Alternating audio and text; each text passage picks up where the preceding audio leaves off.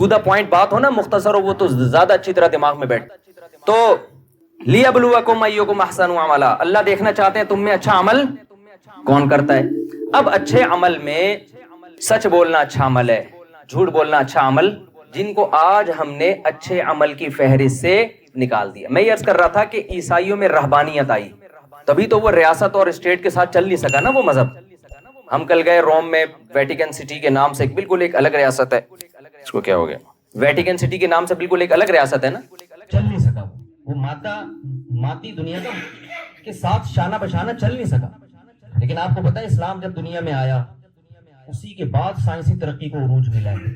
میں نے گورو کی کتاب پڑھی ہے جس میں انہوں نے اعتراف کیا کہ اگر مسلم سائنسدان نہ ہوتے تو آج ہم جس ترقی تک پہنچے ہوئے ہیں نا، ہمیں 500 سال لگتے یہاں پہنچنے میں. اسلام کے آنے کے بعد سائنسی ترقی کم ہونے کے بجائے کیا ہوئی ہے، بڑی ہے. کیوں؟ قرآن جگہ جگہ غور و فکر کا حکم دیتا ہے. ان فی ذلک لآیات لأولی الالباب، اس میں نشانیاں ہیں عقل مندوں کے لیے. ان فی ذلک لآیات لقوم یتفکرون، غور و فکر کرنے والوں کے لیے. ہوتا یہ ہے کہ جو باطل مذہب ہوتا ہے وہ آپ کو غور و فکر سے ہٹاتا ہے. وہ آپ کو کہتا ہے بس تمہارے باپ دادا نے جو کہہ دیا سر جھکا کے سنتے چلے جاؤ. اسلام جب آیا تو اسلام انہیں بار بار غور و فکر کرنے کی اپیل کر رہا ہے.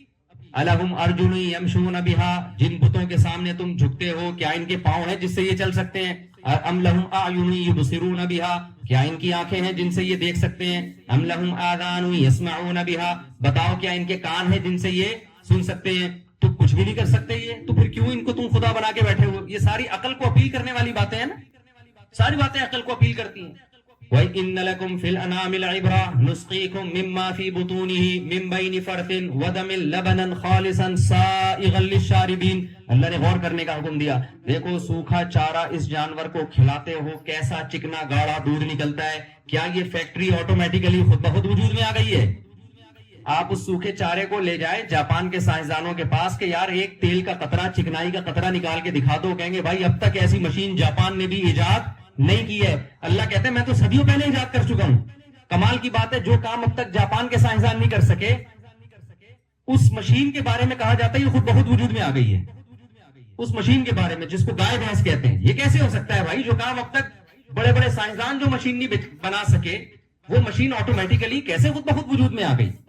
تو اللہ نے ہمیں کیوں بنایا میرے بھائی؟ یہ بات دماغ میں رہے گی آپ لوگوں کے. اللہ نے ہمیں اٹلی میں پیسہ کمانے کے لیے پیدا نہیں کیا. یہ ہماری ضرورت ہے، یہ ہمارا مقصد نہیں ہے. کمائیں آپ ضرور لیکن یہ ہمارا ہدف نہیں ہے. یہ تو بہت بڑے بڑے لوگ آئے کھا پی کے چلے گئے دنیا سے، ہم بھی چلے جائیں گے، مر جائیں گے. بہت آئے، جب جائے نا قبرستان میں جا کے دیکھا کریں، بہت لوگ آئے اور 50 سال کے بعد ہم میں سے کوئی بھی اوپر بیٹھا ہوا نہیں ہوگا، سارے لیٹے ہوئے ہوں گے. بستر پہ لیٹے ہوئے بھی ہوتے ہیں نا، غنیمت کی بات ہے. زمین کے نیچے لیٹے ہوئے ہوں گے. آپ سمجھ نہیں پا رہے بات کو. میرا خیال ہے آپ بڑے خوشی سے یوں کر رہے ہیں، ماشاءاللہ لیٹے ہوئے ہوں گے، آرام کر رہے ہوں گے. سارے ہم کہاں لیٹے ہوئے ہوں گے؟ زمین کے نیچے. تو تھوڑا سا ہمیں غور و فکر کرنا ہے. دیکھو ہمارے ذمہ 2 کام ہیں. ایک، ہم نے خود بھی دین پہ چلنا ہے، اور میں بار بار کہہ رہا ہوں دین آپ سے دنیا چھڑواتا نہیں ہے. اس دنیا کے اندر رہ کر آپ اپنے عمل کو اچھا کر لو، دھوکہ نہ دو، ملکی قوانین کو فالو کرو، ملکی قوانین کے خلاف نہیں چلو. جب آپ یہاں آئے ہو، آپ نے یہاں کی گورنمنٹ سے ایک ایگریمنٹ کیا ہے تو آپ شرعاً پابند ہیں اس ایگریمنٹ کے. ہمارے نبی صلی اللہ علیہ وسلم نے معاہدوں کی کیسی زبردست پابندی کی ہے. صلح حدیبیہ میں آپ صلی اللہ علیہ وسلم کا مشرکین سے معاہدہ ہوا کہ جو یہاں سے مسلمان ہو کے مشرکین کے پاس جائے گا مشرکین اس کو واپس نہیں کریں گے. لیکن مکہ میں کسی نے اسلام قبول کیا اور پناہ کے لیے مدینہ آیا تو مدینہ والے اسے پکڑ کے مکہ والوں کے حوالے کر دیں گے. بظاہر یہ بہت عجیب سی بات ہے یا نہیں ہے؟ لیکن ہمارے نبی نے یہ ایگریمنٹ زبانی کیا، ابھی اس پہ سگنیچر نہیں، زبانی ایگریمنٹ ہو چکا تھا. اتنے میں حضرت ابو جندل رضی اللہ تعالیٰ عنہ اسلام قبول کر کے آئے اور حدیبیہ کے موقع پہ نبی سے آ کے ملے. ان پہ بڑا ظلم ہو رہا تھا مشرکین کی طرف سے. یہ بات خوب سمجھنے کی ہے. آپ وہ پھر ایک نیا ٹاپک چھڑ جائے گا. بہت سے لوگ نئے بھی آتے ہیں نا، وہ کہیں گے کیسی باتیں کر رہے ہیں کہ ذاتی مکان ہی نہیں ہونا چاہیے. میں نہیں کہہ رہا ذاتی مکان نہیں ہونا چاہیے، اس پر میں بہت ڈیٹیل میں بیان کر چکا ہوں. ذاتی مکان کی ٹینشن نہیں لینی چاہیے. ہو تو اچھی بات ہے، نہیں ہو تو بھی کوئی ٹینشن کی بات نہیں ہے. بہت زیادہ اللہ نے پیسہ دیا ہے. خلاصہ اس بیان کا یہی ہے کہ اللہ نے اتنا پیسہ دے دیا آپ کو کہ طبیعت سے اچھا کھا رہے ہو. آپ چائے میں ڈبو ڈبو کے پاپے نہیں کھا رہے، بلکہ آپ کا ناشتہ بھی وی آئی پی. آپ کو ڈاکٹر نے کہا کہ بھائی ڈرائی فروٹ ناشتے میں ہونا چاہیے، تو ڈرائی فروٹ کا بھی آپ کے پاس پیسہ پہلے ان چیزوں پہ خرچ کر لیا. صبح ایک پاؤ پستہ کھایا کریں, چبا چبا کے خوب, زنک ملے گا آپ کو. سربیکسی سے آپ کی جان چھوٹ جائے گی, صحیح ہے نا. گردے اچھے کام کرتے ہیں, لوگ کھاتے نہیں نا یہ چیزیں. اور آپ کا اخروٹ, دماغ کی سیٹنگ کیا ہو جائے گی, بہترین. اخروٹ جیسا دماغ ہے نا ویسی اخروٹ کی بھی اللہ نے شکل بنائی, یہ بتانے کے لیے کہ جس میں ذرا سا بھی دماغ ہوگا نا وہ اس کو دیکھ کے اندازہ لگا لے گا کہ یہ دماغ کے لیے مفید ہے, کھائے گا وہ. بالکل دماغ جیسا ہے نا, کھوپڑی اور اندر سے نکلتا ہے دماغ کی طرح. تو اللہ نے اس لیے اس اخروٹ کی ایسی شکل بنائی کہ اخروٹ کھانے سے پہلے آپ کو ڈاکٹر سے پوچھنے کی ضرورت پیش نہ آئے. اخروٹ بزبان حال کہہ رہا ہو کہ تو اگر اخروٹ نہیں ہے, ٹھیک ہے نا, تیرے دماغ میں اگر مغز ہے, اخروٹ نہیں ہے, تو میری شکل دیکھ کے اندازہ لگا لے گا کہ میں کس کے لیے مفید ہوں, تیرے دماغ کے لیے مفید. اس کو اللہ نے بنایا ایسے ہے. بعض چیزیں ایسی ہیں اللہ نے اس میں خود میسج رکھا ہوا ہے کہ کس چیز کے لیے مفید ہے.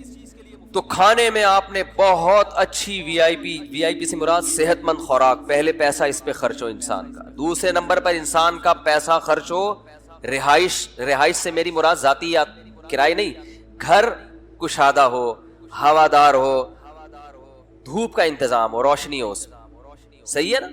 کرائے پہ آپ ایک ذاتی مکان آپ کو مل رہا ہے چھوٹا, جی اپنا ہے, لیکن اپنا گھر کیا ہوتا ہے, اپنا ہوتا ہے. 80 گز کا آپ نے اتنا سا مکان ذاتی ہے, ذاتی میرا ہے, میرا مکان, اور اس میں نہ دھوپ کا انتظام ہے, نہ وینٹیلیشن ہے, گندے نالے پہ وہ کھلتا ہے. کھڑکی کہاں کھلتی ہے, برساتی نالے پہ, ٹھیک ہے نا. اس پہ موٹی موٹی جالیاں لگانی پڑتی ہے مچھروں سے بچنے کے لیے. جھانکتے ہو نالے نظر آتے ہیں, گندگی کے ڈھیر نظر آتے ہیں.